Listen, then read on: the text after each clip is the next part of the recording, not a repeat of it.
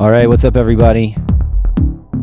Yes, it's Techno Saturdays. Something a little different for you guys today. We'll get into that in a minute. Who was first in the chat today? Camel P, the AKA The Influence. Welcome back. Jean-Paul Bondi. If you didn't know, very good electro producer. Nice to see you here. Stereo Decor and Funk Tour. Regulars in the house. Glad to have you back. And Michelle, what's up, Michelle? Michelle's a student here at 343 Labs. What's up, Jaja 9000? Karsten Becker, Aaron Hedges is back again. A lot of returning people in the chat. I love it.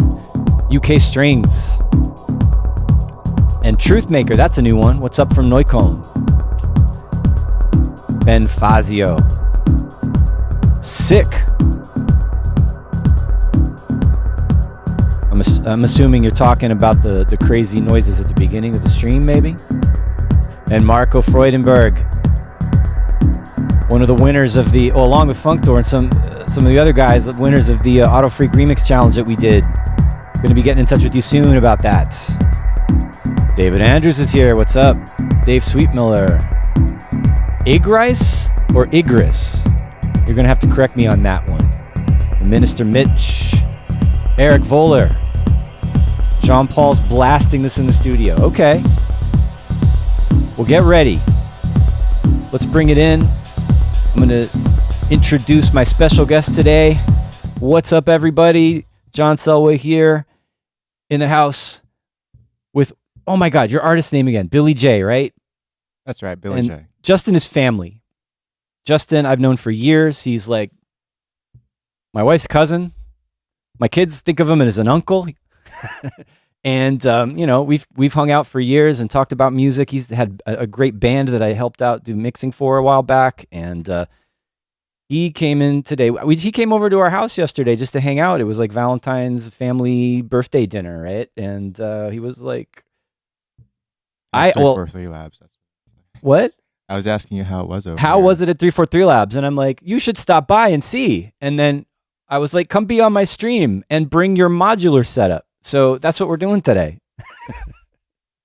Yeah, I'm excited to be here. I actually saw this space for the first time maybe like 3 years ago, maybe more. Yeah, I mean, I Yeah. think pretty soon after we moved in up here, we're in 702. I'm sorry, 902 on the 9th floor, and we have 700 downstairs, which is the new space. And yeah, things have really grown a lot since you were here before. So exciting.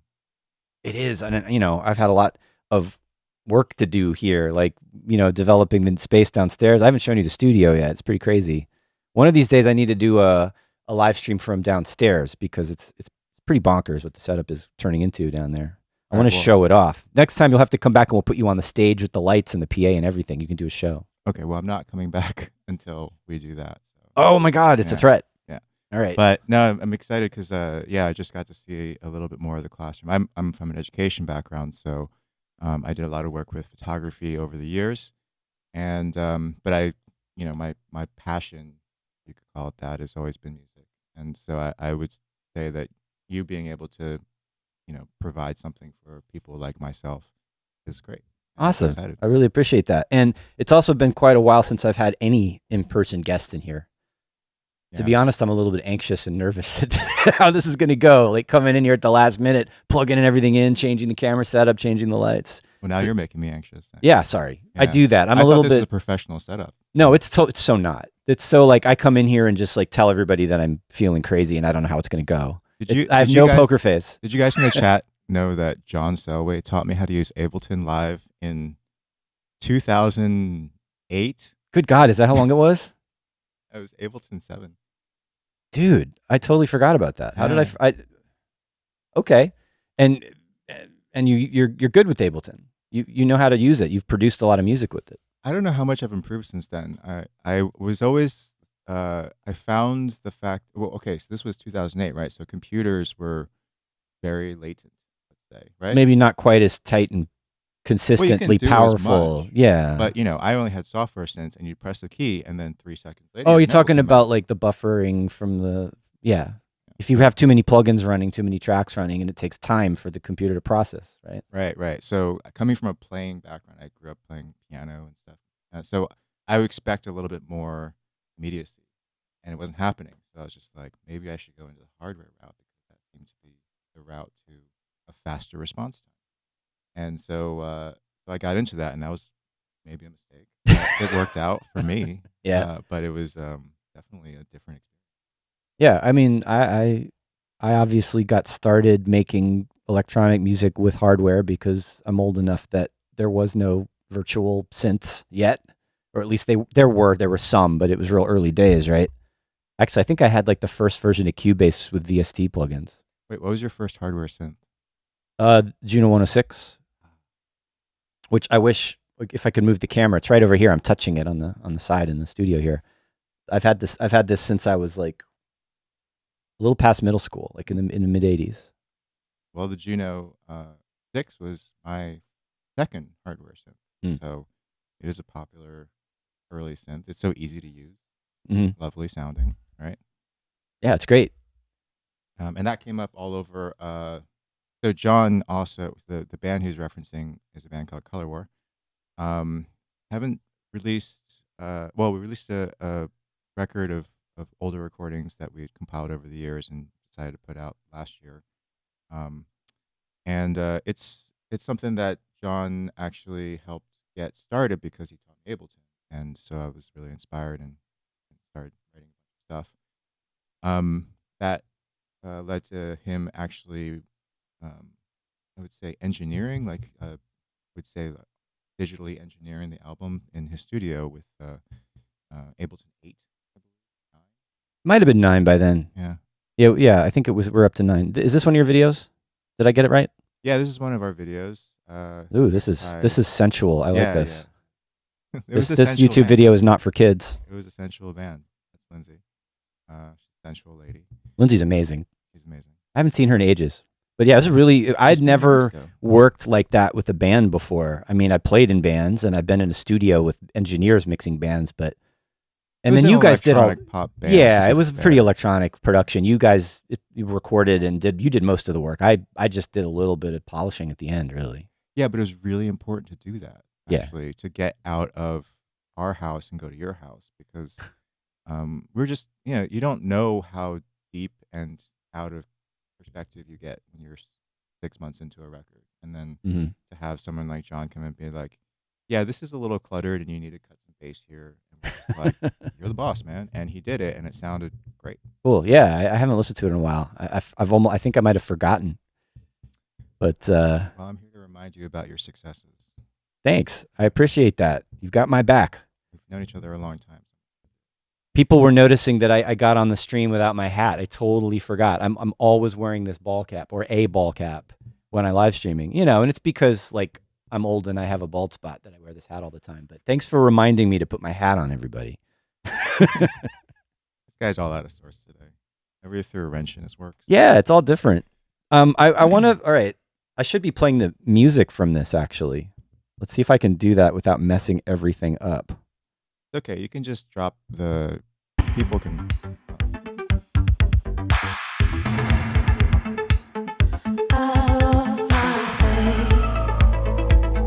Oh, I'm one of the dark popes. That's me. There he is. Dark pope. I don't know what I'm trying to remember what the concept was. Our friend put this together. You guys made some really cool videos. I never had any kind of videos like for anything. Yeah, well, Hint, hint.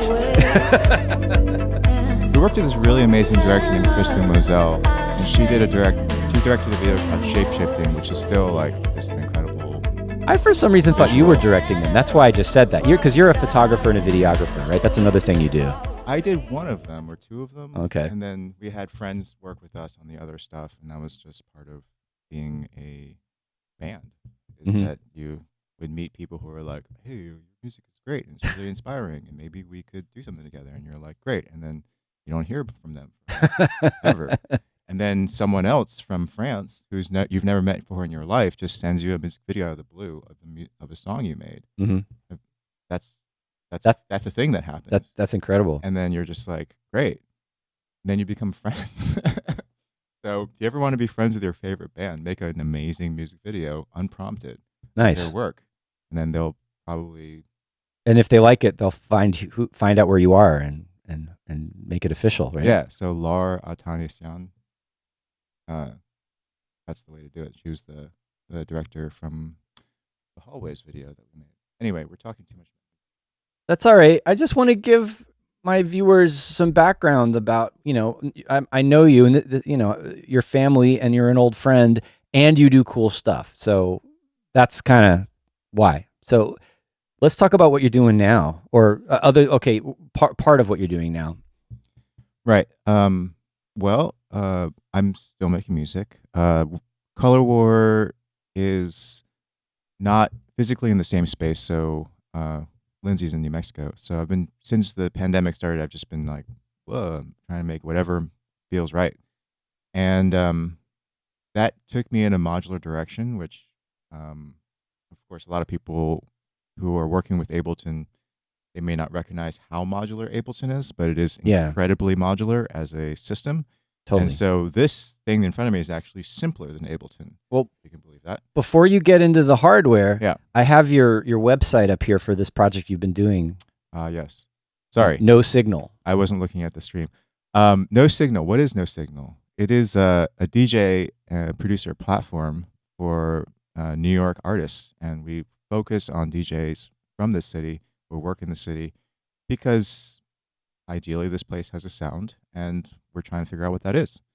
And a lot of the people that we meet in person are much more like we can see them out regularly. We can kind of support their events, and we can introduce producers who make tracks in the techno and club space to the DJs who may actually play their tracks, which is great.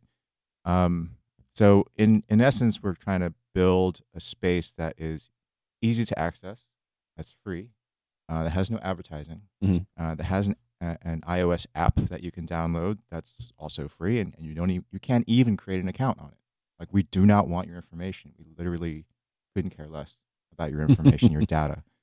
We just want to serve music. We want to show who our favorite artists are in the scene right now, and give them an opportunity to shine. Cool. And so each of our sets is about 1 to 2 hours long. They come to our place and they record on 3 CDJ 3000s. 3. Yes.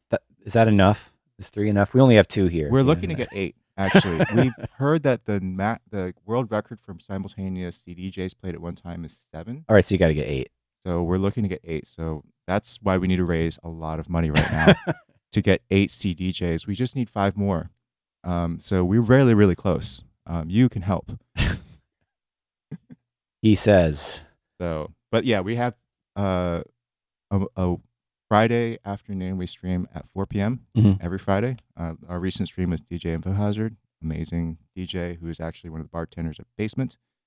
So this is like hyper local. These are all like New York, basically like community underground, up and coming DJs. That's the idea. We want to focus on that first because no one else is hearing it. Okay, and that's cool. People hear Oscar Mulero a lot, and we love Oscar Mulero, and there's definitely nothing wrong very with good loving Oscar Mulero, but he gets played a lot. So we're looking to explore what other people have to say. Cool. All right, so I definitely wanted to. But if Oscar Mulero were to want to play No Signal, we may have to change our paradigm a little bit to include New York artist and Oscar Mulero. And you really like Oscar Mulero, apparently. Well, I'm just saying, if he wanted to play, we would have to change something about our brand. Okay. To include him, and only him. You could do a variation. You could have like different sort of streams of things that you push, and you could have the local one and then the international one, maybe. I don't know. Yes. No Signal Madrid would be great. No Signal Madrid. All right. I think like this one, like if you say this enough, maybe it'll happen. Put it out there in the universe. You're manifesting Oscar Mulero on No Signal. That's how it's been going so far. Yeah. So cool. We're looking forward to seeing you there, Oscar. All right. Well, it'd be cool if you did something. I mean, I know it's New York focused, but if you did do something sort of more global, there's probably a lot of cool possibilities to pursue that way, right? Do you think there are more DJs out in the rest of the world? There might be. Okay. I can't wait to meet them. Nice. Well, all right. This is a good intro, and I think I'm ready to take a look at this. I'm so not a modular person, right? I mean, I've played around with it a little bit. I've tried it out like virtual. Like, what's the app again that everybody uses on the computer that has all the Eurorack modules? You know what I'm talking about? I'm totally spacing right now. I should know this. VLC rack, something rack, VCV rack. VCV rack. Yes, that's it. I've played with that, and I've been like, this is amazing, and I understand the concepts, but I still feel like it slows me down. Sure. Yeah, I can see that. Because I'm so comfortable in my Ableton Live plug-in digital world. I could do anything I need to do. Mm-hmm. And then if I still don't know how to do it, someone out there made a Max for Live device or something that makes it easier, or or does something in a way that's different, that's refreshing or sonically new or whatever. So, and I realize that there's also this whole possibility with modules in Eurorack, and like there's amazing things. And I hear new techno, and I'm like, that was probably made on a modular because I can hear the difference kind of You can, I think. And it's not about the sounds, it's about the human element. You can make computers sound like a modular, but it's still not the same because of even the workflow is different, right? Yeah, I've been hearing the term raw techno being thrown around to imply that there is some sort of unfettered human element to it, less machine-like. Right? Maybe. I always feel like raw techno is more just sort of like purist. Maybe. Techno, whether it's digital or analog or software or hardware. Anyway, let's take a look at this really cool rack you have set up here. Yeah, there it is. So, as you know, I have a problem with color schemes. I have to maintain it. I can't see it. It's all like one because the monolith. Because I actually didn't get into modular for years because I found the patchwork to be irritating. The color patchwork. Oh, just because all right. It's because it's like, rainbow spaghetti. Like rainbow spaghetti with too many colors, too many cables. I looked at the cables. It just seemed very unkempt, and I couldn't get in. I prefer to just work in an electron world because it's just there, Okay. boom. But I will be honest, one of the reasons that I got into modular is because I had a lot of time during the pandemic. That was a good time to get into this. And I'm sure other people can relate if they're Sure. into it. But the thing that I was really wanting was to understand synthesis better. Now, like, bear in mind, I've been doing that for like at least 10 years at that point. And I still didn't really understand what a VCA was Okay. or why an envelope did things, right? In the purest sense, right? Like, what is it trying to do? Mm-hmm. Like, a lot of things that are assumed in the Ableton space Yeah. are kind of like yada yadas of actual complicated tools. or Sure. I complex think in mixers. general, Yeah. like you can see, oh, there's ADSR and there's an envelope in my plugin, but I don't really know necessarily, so it can be intuitive somehow, but Yeah. also how does that work? Why is it doing that? Why is it called that? I mean, that's why we have a synthesis and sound design course here, is to answer those questions. Sure. But and I don't do any modular in that course. We've thought about adding it though. Right. We're going to develop, actually, not we will, because I'm manifesting again. Mhm. We've simplified our course to keep it more like basic subtractive synthesis, Mhm. and then and then it gets more complex with a little bit of wavetable, but it's mostly that and sampling. Right. And then the next level will be deeper things, and then maybe modular and stuff where the process is more complex from the start. Great. Someone wants me To turn the guest mic up. Should I be louder? I mean, you can. I don't really talk that loud, so I'm just going to talk normal volume. All right, Justin, you can reach that first gain knob right there. You can put it up a couple clicks, maybe. How's that? How's this? A little more. You need to have it click, click, click. Click, click, click. How we doing? I think you just need to speak How up. we doing? There you go. That's good. Okay. Project, Justin. All right, fine. I'm still not going to project. All right. Okay. So, should I just play something and then I think we're all ready to hear. All right. Okay, I'm going to get this mic out of the way.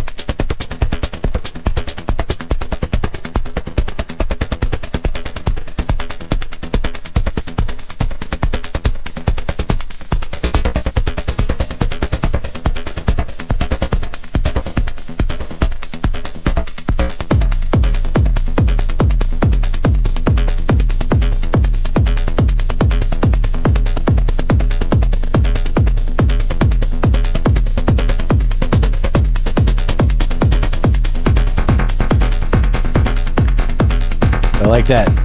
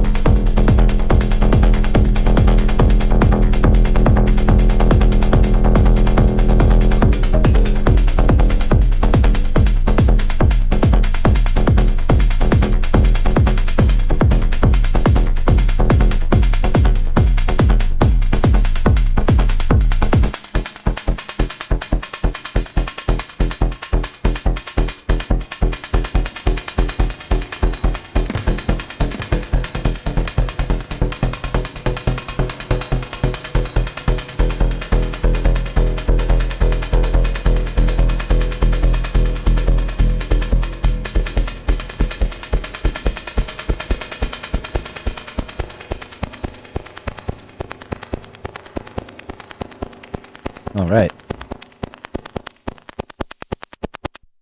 Nice. I feel like applauding. Let's go, Billy J. So Yeah, get that mic back. that was not planned. And that was actually the purpose of this case, was to create something relatively unplanned, although there are a couple of save slots in 2 areas. But yeah, should I... You know what's actually kind of cool? What if I just unpatch this whole thing? Oh, dude. And then start over? Or just like kind of show a couple of things. Yeah. No, All because right, so look at all this. I love this. I'm just hanging out here and like watching you do your thing. I'm not at the controls other than running the stream and making sure your microphone's loud enough. Yeah. This is very brave of you to just unplug everything. Well, it's also it's time consuming, but it's actually one of the reasons I thought. Watch the mic so they can hear you. Sorry. I thought that patching and unpatching would be annoying, but I love actually unpatching. Well, and so this is one of the things about Modular that gets me at first is you're building an instrument. Yes. And how you build the instrument is going to change how the music sounds and what kind of music you're going to be making. What you're setting limitations that you have to work within, right? Ideally, yes. And then and if you're just doing one piece of music at a time, okay, fine, right? You set up your patch, you make your song, you record everything, great, and then you're done. But like jamming, performing live, it's more than that. You have to build a system so that you know, right? Like, how do I go from one song to another? I mean, I guess it's the same if you're using hardware or any kind of a hardware situation or any kind of electronic live music performance needs a system, right? Of a structure to follow. Yeah. But I find the idea of like, I find pretty daunting. Like when I know like using Ableton Live and a couple of MIDI controllers, how much easier it would be to do that. Yeah. And you think it would be actually easier, but I think in some ways that is a misconception. Okay. Because the trail of modulation is more opaque in Ableton. Yeah, you don't see what goes to what. And so it's easy to overdo and create situations where you are lost. Okay. That's what I found. Right, you left some things patched. This is mixer stuff, right? That's just audio signal. I'll just explain that to some degree. Yeah. Okay. So it's just kind of outputs and inputs, but we'll talk about that. So essentially, let's kind of just address the system as a whole and like why it is the way it is. So I have this is called a performance case in that it goes with me to perform live, or if I'm trying to create something that's just sort of like a one take, Mm-hmm. which I like because it does bake in your results and it creates in a situation where you have to um, sort of preempt the idea a little bit. But then because what you said is like you can patch it, it means that you can actually set an intention for Yeah. whatever your thing is. So Right. I consider each of these an instrument, and they're always at most this size. Okay. Um, I mean, and some people are crazy. Colin Benders has like a whole huge thing. Like yeah, he has like a whole and studio's he has worth to of travel with it, and good yeah. for him. Right? But this seems like a good size. Like this is big enough. How many spaces is this? Okay, so the width is measured in HPs, which Yeah. I don't know what that stands for, but it's 104 going this way. Mhm. All right.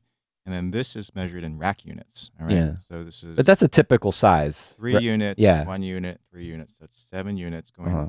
vertically and 104 units going, but they're different units. This is you could get a lot of useful stuff in a rack of this size. Yeah, totally. Yeah. I think this is an ideal size for performance. But anyway, okay, so most people who have some experience with hardware may have come across this guy, which is a DFAM. Yeah, I think a couple people were mentioning that earlier, the DFAM. Yeah, which you can use standalone. It's sick, right? It's so good.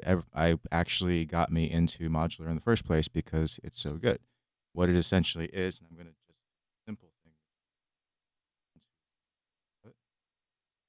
from a VCA. All right, I didn't really know what VCA stood for either. I was just like, that's output, but like, what does it really mean?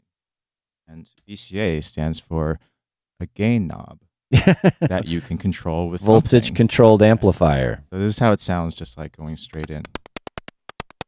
Right. Oh, well, it's being clocked by something. No, it's clocking itself. Oh, okay, so that's right. It has a step sequencer in it. Correct. So it is the clock. All right. Yeah, it's the clock for the whole system. Oh, you're using that for the whole thing? Yeah, because Cool. it's got a start-stop button. Oh, you need that. I love start-stop buttons. All right, so here we go. So this is kind of how it sounds. It's slow now. And I have it set on the high-pass side mostly because I like to use it as kind of like a grimy voice. So when I get it up to speed, and then I can kind of adjust. So what's going on in the synth? All right. One thing Okay. I know from a modular term that I know is a full voice. Yes. The DFAM is a full voice, right? It's a full voice. It's a synth. It's a synth unto itself. It has everything you need to make a sound without plugging into everything else. Right, anything and else. more than that, it has a sequencer that's like kind of core to the sound. The sequencer is an 8-step sequencer, right? And I replaced the knobs. Some people notice that I replaced the knobs because I like to use it a lot in my performance. Otherwise, they're very small, like this size, right? So I like to use it to determine the velocity and the pitch of VCO2, right? Which I set the bass down to. I'll turn the that's where it sounds really good. Is this? I like that. There's some kind of modulation going on. Yeah. So the modulation is these knobs at different states. Okay, yeah, there's the sequenced modulation, but then is there some kind of cross mod going on between the oscillators? Yes. Ah. FM. Is there some FM? The On this FM knob? going Yeah. on, yeah. So if I only pitch modulate one of the oscillators, Right, the other one stays which drones is a on big one deal note. for me. I do Yeah, a lot of one oscillator pitch modulation into the modulating sure. versus the carry oscillator. So this is 2 oscillators. This also has 2 oscillators. We'll get into that. But so what I like is very tight sounds Mhm. open up. All right. Yeah, that makes sense. So I actually send this through a low pass gate. All right. Okay, that's something even I, as like a guy who teaches a synthesis class, Yeah. I always avoid low pass gates because I There's always no low pass gate in Ableton. well, yeah, you can. There's synths that have them, like the Pigments. I use Pigments a lot to teach synthesis, and it has a low pass gate now, but I never use it. All right. Well, let me show you the one that I use, which is this guy, LXD from Make Noise. All right. I use the lower channel, which is a little bit duller. Uh-huh. What a low pass gate does. It's kind of like a filter, right? It's a filter and a VCA mixed together into Yeah. one sort of thing, but it relies on a not very effective LED and a receptor. Huh. And so the LED fires at the trigger input. Mhm. This is actually sending both this is going into the input, and then there's 2 inputs for triggers or CV. Okay. Right. What that allows me to do is control it by taking a trigger from this guy. I'm going to move this to you. So this Sorry. guy is going to essentially be sending gates and CV, right? But in order for me to really do that, I have to clock it, right? All right. Clock everything. I'm going to take my trigger output clock and put it in here. And then I'm going to clock a couple of different sources. Specifically this guy, you can see it's Right. responding. This is a multiplier, right? Multiplier, You're able to input a signal and then have it go to multiple outputs. Yeah, it's copying. Yeah. It's copying. It It's duplicating the signal. Duplicates signal. Yeah. It takes Right. in So you've got various the clock directions. out. You've got something coming out of the sequencer from the DFAM, and then that is Trigger triggering output, which then starts your trigger. this going on. Starts that. Right. Okay. Cool. So now, whereas instead of going straight into the output, I put it through a low pass gate. I'm going to take this trigger sequence, Sure. and I'm going to patch it into the input. I see. Right. So basically, Got it.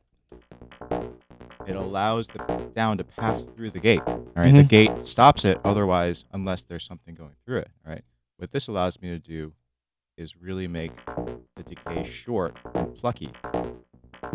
I got to choose that channel. Yeah. Right.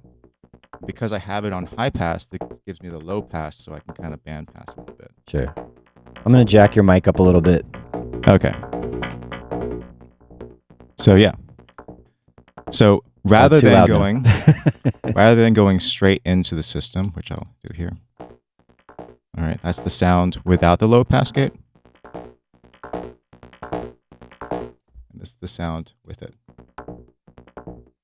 Less buzzy. So yeah, it's got a low pass filter, and I got it. It gives me the stuff that I want, which is that sort of tonal, shaky resonance without so much of like the hot, heavy other side. So, right? but doesn't the DFAM have a low pass filter in it? Yes, but I'm actually set it to the high pass filter. All right, that's fair. So this allows me to open up the bass when I want it, and then close it off when I don't. That makes sense. So I don't actually use it as a kick drum like some people do. Yeah, someone asked earlier if this was the kick drum. No. So it's actually more kind of like this like tonal sounding. It's one of these things in techno and electro that's like it's percussion and a main lead sound at the same time. Yeah. Pretty typical thing to do. Yeah. All right. Nice. So it is a nice sound, and then you can kind of mess it up by like patching points in between, but we won't do that right now, just for fun. That's funny. It says this is Eurocrack. Yeah, buying Eurorack modulars is addictive. If you think and expensive. If you think of it just in terms of acquisition, yes. But if you think it in terms of education, and you compare it to how much education costs, as you would know, sure, because you have that, it almost works out.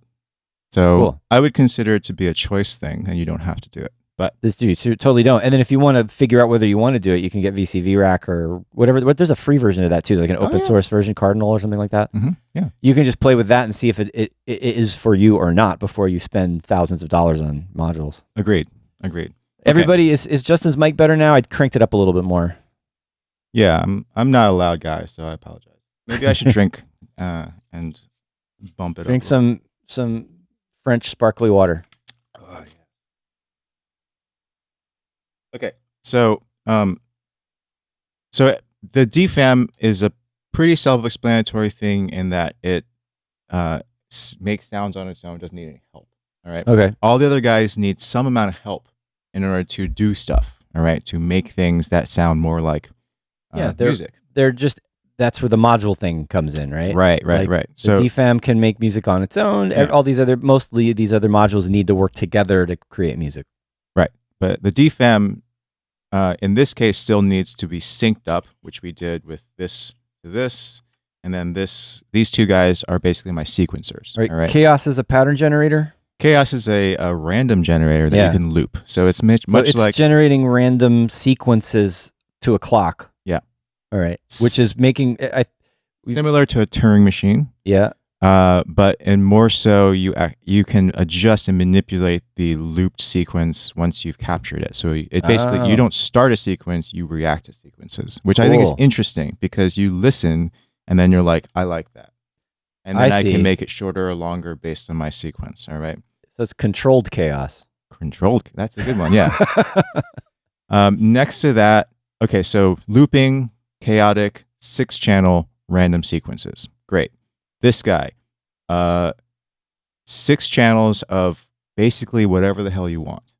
Triggers, gates, envelopes. What is it called? The Neo Trinity from Bastel. Okay. It's small. Yeah. It basically has a similar sort of button interface. So like if I'm doing buttons, I can do more buttons and it all makes sense in the same space, which again is a problem with some Eurorack is that you're like, this is a button, this is a knob, this is a slider. And then you're like, your hands are, what are they doing? So I'm like, okay, this area is where I manipulate buttons. And you're a very thoughtful system designer here. I mean, it totally makes sense. There's like ergonomics going on here. There's like, it's got to be playable. It's got to be logical, right? Yeah, yeah. I mean, they're great people who make beautiful violins, right? And I don't know, they came to that design somehow, and I figure like it takes time. So you try things out. If it doesn't work, you try moving around. This is easy to move. Well, that's another daunting thing about this for me. It's like I have to be. Aaron Hedges is saying, UI UX. Like I have to be a user interface designer to make music with Modular. right. Which is maybe a con, but if you are a interface designer in your head, then maybe it's a pro. Yeah, so it's. I guess it's for you. It works for you. Yeah. I'm still on the fence about it. Like so far everything you've done, I know how to do with plugins. Right. So totally. And and I think if that's the way that your mind works and the way that your body works, then that's the way you should do it. Okay. I happen to be more a tactile person. I like using every single one of my fingers, and I had a problem with having to do everything through a mouse interface. Right. Every time I tried to connect a MIDI controller up to a thing, 2 weeks later it would be disconnected, and then you'd have to remap everything. And this was just like going on and on and on and on. Yeah. I'm like, I want tactility, but I can't get a computer to want to work with me long term. So the options are use a mouse, which some people are really good at. Yeah. Use your computer keys, which some people are really good at. I am not. Okay. All right. What's going on next here? Okay. So the top layer. All right. So we talked about these 2 sequencers, right? They're basically 6-channel outs can send different stuff to control stuff. So the way that I think about it is like, I don't have enough hands. I need someone else I need to outsource some operations. All right. And that's what they do. On top, these are sound sources and then modulation. All right. So here we have a dual oscillator, which is what's called a complex oscillator, where you have a carrier and a modulator. Buchla style. Buchla style. Yeah. I didn't know what they were until I got into modular. So that's cool. I always thought it was just like everything was Moog style, but now I know differently. And now you can get really weird discordant sounds through that, which is also really great. Next to that is a sort of Swiss Army knife thing. I have it set to just playing random samples. Not samples, but... It's a sampler? Yeah, it's a sample playback. Yeah, I have it basically sample playback. So you're just triggering one-shots and loops and things like that? Totally. Great. It's basically just hi-hats, because my other hi-hat generator doesn't sound quite like a hi-hat. This is actually my kick drum. Okay. We want to know what the kick drum is. It has a really sharp transient on this kick. Yeah, because it's a low-pass. So you and your low-pass gates. How does that work? Well, let's try it. All right. So let's craft a kick drum using a low-pass gate. All right. Why would you want to do that? I don't know. It's just kind of fun. Also, because then you can use as a low-pass gate too when you don't have it crafted like a kick drum. So instead of having just a kick drum, you have a cool thing that also makes a great kick drum. All right. So I'm going to take this signal. You can see it kind of very faintly going green. They want some beats. You better hurry up and get this kick drum going. You know what? They're chomping at the bit here. Eurorack is a process, and I want you to respect. See, this is the other thing. Like, in this, it's my fault for asking him questions and talking and having discussions. I'm just getting in the way of him making beats here. But it is, I guess, if you don't have it patched up already, it takes time. It takes time to get your beat going. I just undid this patch for you guys. Now you want it patched up already? Yeah. It's like, Have some patience. enjoy the beauty of it unpatched. Also, give me a chance to find the right cable. Okay, so what we're going to do is we're going to choose a equivalent here. Let's reuse this cable, actually. Sorry. I'm managing No, you. you do that because I can't. All right. There it is. What is that? What is it? It's that. Right. We just did this in class last week, like synthesizing kicks. Right. It's a sine wave. It's a self-resonating filter. And what you can do is you can excite it or ping it with this excite input. It's made by Steady State Fate, local guy, Andrew Morelli from upstate New York. And you excite Steady it. State Fate? Yes. That's a cool name. And you excite it so that it basically goes from closed to open with a little bit of an envelope. Which isn't that what like the original 808 kick is, a trigger into a filter pretty much? Yes. Yeah. Exactly. Yeah. And so now I can set the frequency cutoff point higher to allow more sounds in. Right. And you can hear that kind of dive. There's also saturation though, right? I feel like I'm hearing distortion. Or is that all in the filter? It's all in the filter. Crazy. Yeah. Okay. Decay. You see how it affects the pitch as well? Yeah. But it doesn't do it in a way that like Ableton does. All right. It does it in this very organic way. Well, it depends on the plugin you're using, right? How the envelope is scaling as you increase and decreasing the amount of modulation, right? This one is cool because it actually has, it reacts to different strength triggers. So I can. Yeah. I'm basically attenuating and. Attenuating is attenuation. You got to understand what attenuation is to do this stuff. I'm turning down the amount of punch. It's like I'm punching it in the face, but this time I'm punching it a little bit less hard, and it's reacting a little bit less. Okay, so, bam. Okay, so. David Andrews, I love this. You're talking about modules, how a sommelier talks about wine, which is so like, that is so modular synth nerd. Totally, right? It is, but you have to understand it somehow. Would you rather understand it or? Yeah. I mean, it's ultimately about demystifying a process, right? Okay. Thank you for demystifying for us today. So we have a kick. That's cool. All right. I'm just going to have it under this muted channel 1, which is a mixer over here. All right. And then from the kick, I'm going to start by patching in my fun hi-hats. All right. Fun hi-hats? Yeah, this is another Steady State Fate module that That's allows you. That's a new concept for me. Like fun hi-hats as opposed to hi-hats that are not fun? Yeah, less fun. Yeah. Less fun hi-hats. So it's not no fun hi-hats. Okay, less fun hi-hats are ones that are basically just a sample where it's just a sample. Okay, right? So fun hi-hats are synthesized? Synthesized hi-hats. That makes sense. Like, why would you synthesize a hi-hat? Because you can make it sound like other stuff too. You know? All right. Like, whereas if you just have a sample, then it's always going to sound like a hi-hat. Pitch it down, pitch it up, whatever, but that's what it sounds like. So we're going to use a simple, another trigger. Open that channel up. All right.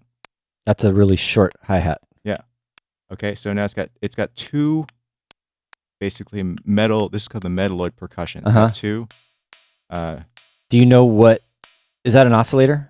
Or what is that? Okay, so what it is it's basically kind of like a DFAM. It's two oscillators frequency modulating each other with a built-in decay envelope and a filter. And it's basically a DFAM. All right. It's like one without the everything sequencer else. And all this stuff, right? But like with a high-pass filter, it sounds like it's got a high-pass filter on it. Oh, there it goes. Okay, so the filter here. Yeah, that sounds like FM. Yeah, it's totally FM. But then you have this thing, which I don't know what this does, really. Ratio, I bet.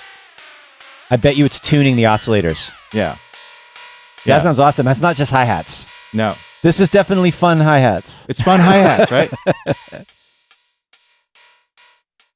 Put it with the kick. Oh, yeah. So you want... Yes. And maybe a little louder on the hi-hat. There you go.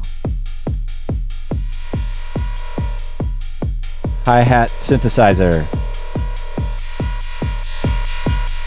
And then you can send another sequence to it.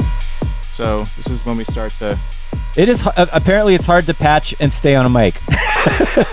Next time you come back, I'll give you a headset. Okay. That was my mistake. Let's see if we can... Okay, That's. I hear some chaos. I hear some chaos hi-hats. And you can choke. How come it sounds out of sync? Because it's getting some errant clock signal. Because this one of them is not clocked. That's okay. That's my fault. Here we So go. you're just running on its own. Yeah. There we go.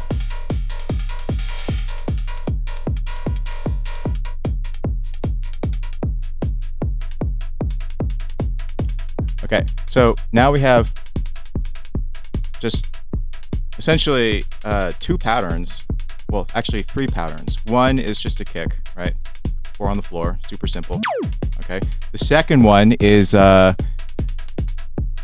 me just take that. The upbeat, typical. Yeah. And we can tune or whatever. So we'll make it kind of thin, bright. Yeah, a little not 909E, but I mean, it does not sound like a 909, but it's a hi-hat. It sits in there, and then we'll create more like a shorter, snappier one with one of these. So you're closed and open hi-hats, kind of. And then I'll set the choke. They're going together. There's like a balance of short. Oh, there you go. There's your closed and open hi-hat. Yeah. So you can see how I'm like changing it to different output channels. Yeah. And how that changes the rhythm. And you can also hear the randomizing of skips and probability based on the output channel's like pre-existing settings. That's great. Right?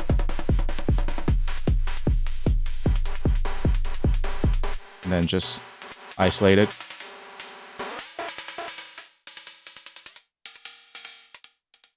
You want it to be real nice and high frequency. Yeah, thin, shiny. Make a lot of space in the middle. I think if I did a techno live performance rack, I would have to have a lot of different hi-hat generators. Actually, I would have to combine samples and synths. That's exactly what I did. Yeah. I was like walking out of here thinking maybe I want a 909 in there. Yeah, you do, right? And as we have found many times making techno on the live stream, 909 ride cymbals are kind of at some point almost unavoidable. Do you use 909 ride cymbals? I mean, I don't have them specifically. You're managing to avoid them. That's good. I love them so much that I keep using them. I understand. I think they're really great, you know. So instead, I'm just gonna watch the mic. Sorry. I'm trying to get us into a place where I can hear All right. You can just do it and then talk about it. Oh, there it is. Exactly. That's what we wanted. We wanted that like familiar bread and butter, meat and potatoes. There you go. You know what this is. All of a sudden, it's like, I know that. I know that. So beat. now all like the funny, like halfy kind of sort of hi-hat stuff has something to sit on. Yeah, right? yeah, that so makes you don't total have to be sense. so precise. You can do all the weird stuff with the synthesizer and have the nice, steady, rock solid 909 hat.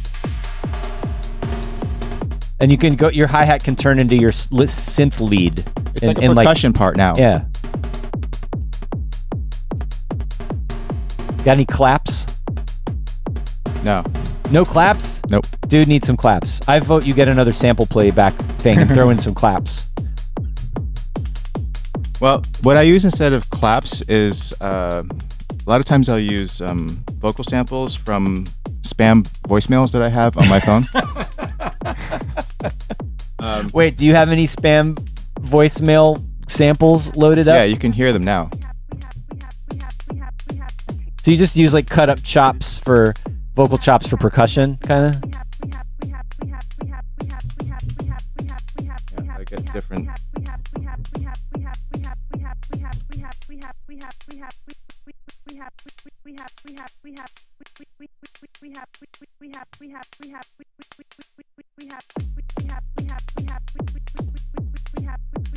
So this is reminding me of a thought that I often have when I hear people jamming on modulars is I kind of miss more audio effects processing. Have you ever thought about incorporating, I know you have effects, but you know, when I produce I have effects on everything. And I know that's easy to do in a DAW, right? Every track can have a million plugins on it, right? This is a call from a debt collector. Please call 1-800. But like, what if I wanted to take that sample from the spam voicemail and like run it through distortion and reverb and echo in my live set? Like, I mean, have you thought about that kind of thing? Yeah, you could get a bigger rack. You could add pedals on top. You could do all kinds of stuff. There are ways. Yeah. That's something I think I wouldn't be able to live without that personally. That's fair. I think the choices that you make dictate the kind of live set you're going to have. Totally. So I originally was more heavy into like adding different types of effects like distortions and stuff. And then I thought, once you get a whole bunch of sounds together, it's nicer to have cleaner sounds. And then maybe like just pushed at the end with a little compression, which is what I do. So when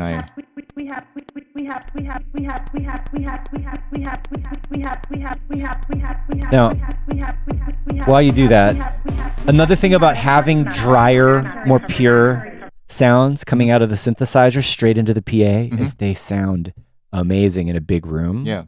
So like sometimes it's an aesthetic choice to have these kind of pure electronic tones, unadulterated, coming straight out of the oscillator. Like it's got a sharpness to it that maybe you wouldn't get if you're running it through like all sorts of guitar pedals or some other kind of pedals, right? Yeah, it sounds different. It can get fuzzy. It sounds different, and it if you want things to punch you in the face and hit you in the gut in a way that is hard to replicate otherwise, that's a good way to do it. If you want things to have more delicacy, more like precision and control, it's probably not the best way.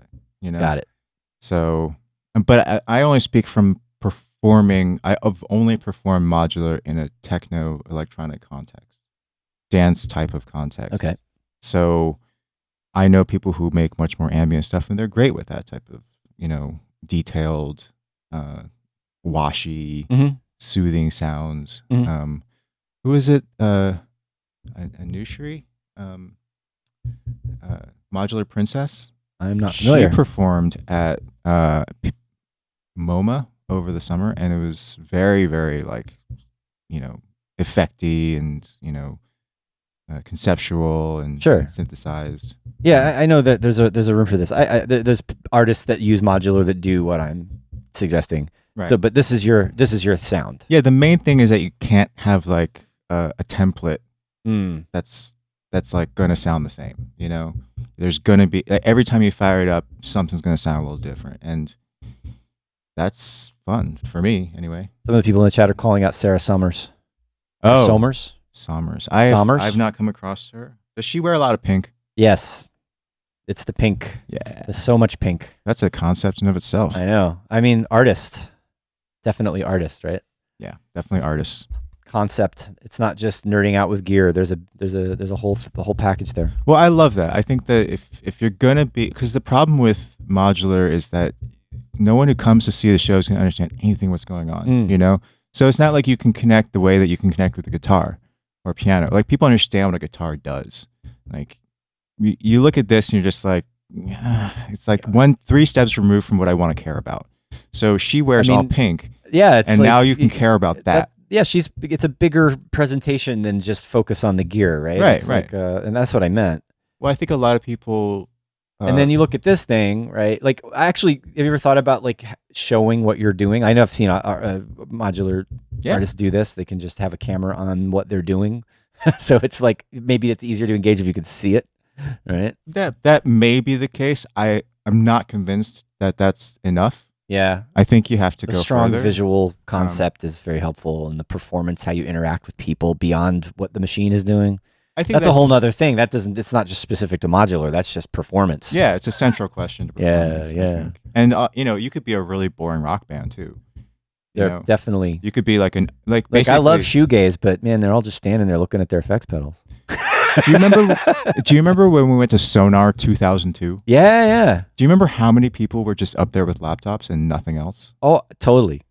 And we were having fun out in the crowd, but like there were a lot of I think at that time, like late 90s, early 2000s, like what that was right when laptops became possible to even think of doing a show with only a laptop.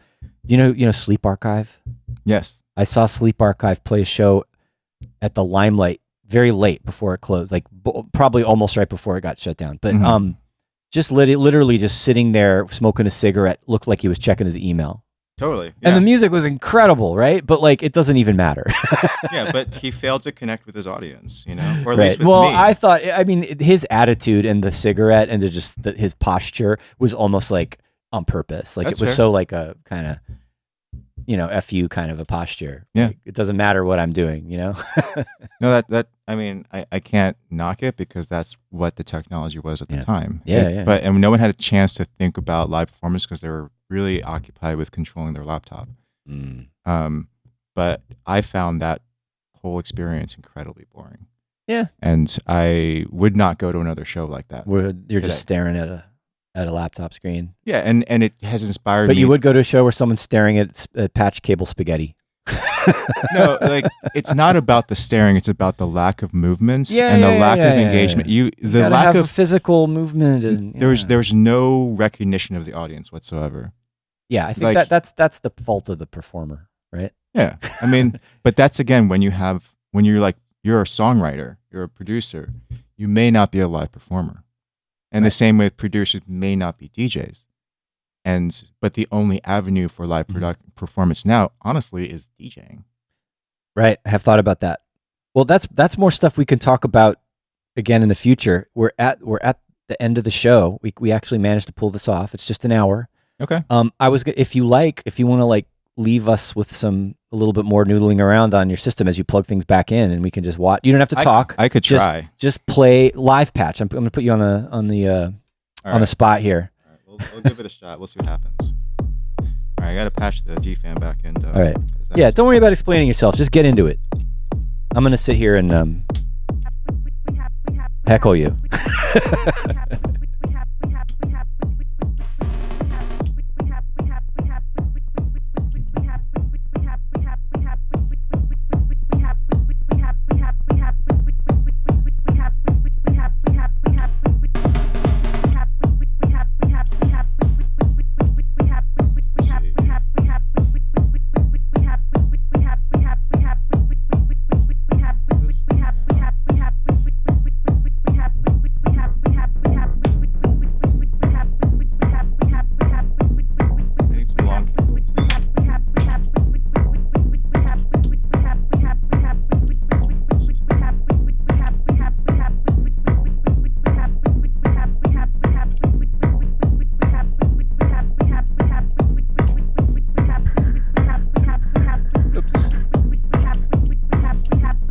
Have to do some drones because it's going to take too long to do.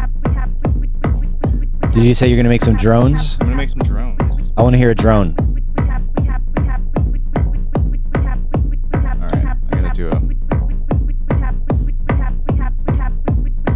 All right, so I'm trying to see what he's doing here. Okay, I'm patching in a stereo filter. Patching in a stereo filter. Oh, ow. That was it. Live patching is dangerous. I like that. I like some continuous rhythmic noise droning in the background.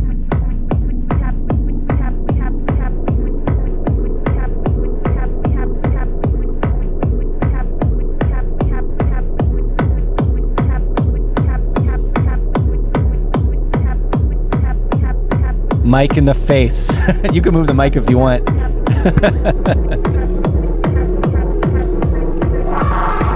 That's good.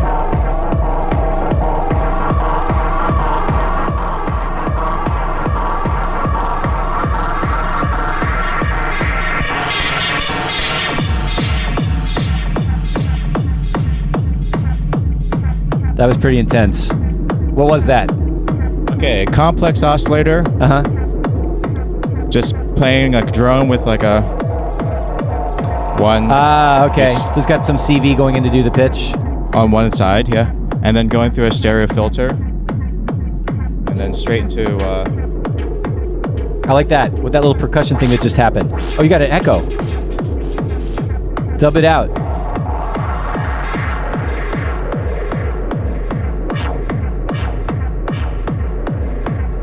You gotta have delay. and then I can actually do some You're about to do some weird shit. How much weirder can you get? What's happening to that drone? Can you modulate the delay? I want to hear that. What's this? The CV that's going to that make noise module over there. Ooh, I'm hearing some cool stuff going on.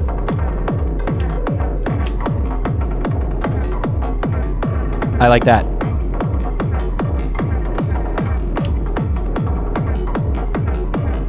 Bring back a hi-hat. The 909 one. Where it is. Where's the 909 hi-hat?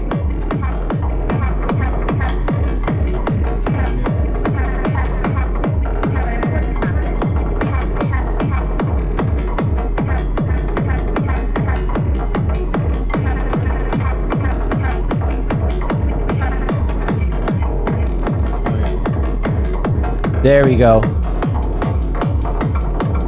I needed some high frequency stimulation. You're right.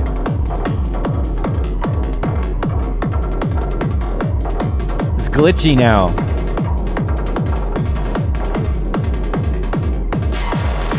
Good God.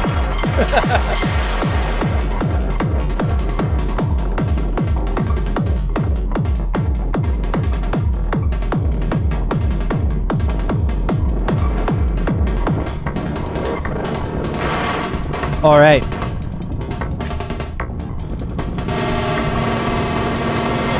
Make a lot of noise. Let's do it. Woo! Sharp.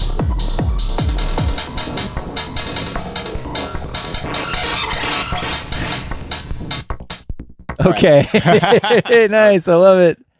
That was great. Thanks so much, Justin, for hanging out today. Thank you for having me. It was fun and informative. I still have similar opinions to Modular that I started with, but the hands-on, playful aspect of it is what would be what brings me over, if ever, because just being able, once you get to know the patching and you know your modules and you know what does what, and like you're just like plugging stuff in, like, and jamming like that, that's fun. That's what's probably gets you in the end, right?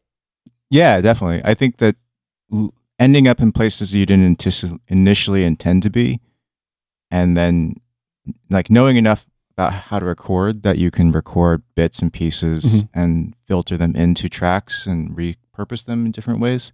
Yeah, it's very useful. Well, yeah, and just doing all that and capturing that, and then like that's probably what I'd end up doing if I build a rack would be like jam, record, and then edit. And, you know what's the coolest thing about this rack? Is that there is a little recorder here. Oh, you can just record everything you're doing. Yeah, so if I'm like playing a track, I can just make record, loops. Right? And then can you do like live looping like that? What? Oh wait, hold on. They can't see what you're doing. Oh, but you can play back what you just recorded. Okay. Based on your whatever you go through your main mixer or whatever. Got it. It's like a little Zoom recorder. That's great. But you don't have to carry an extra Zoom recorder. No, so not like doing live looping, but you could just kind of grab whatever you're performing. Right. But you could actually, I've seen people do this. They incorporate modular racks with loopers. Yeah, like an Octatrack. Yeah, which I've messed around with.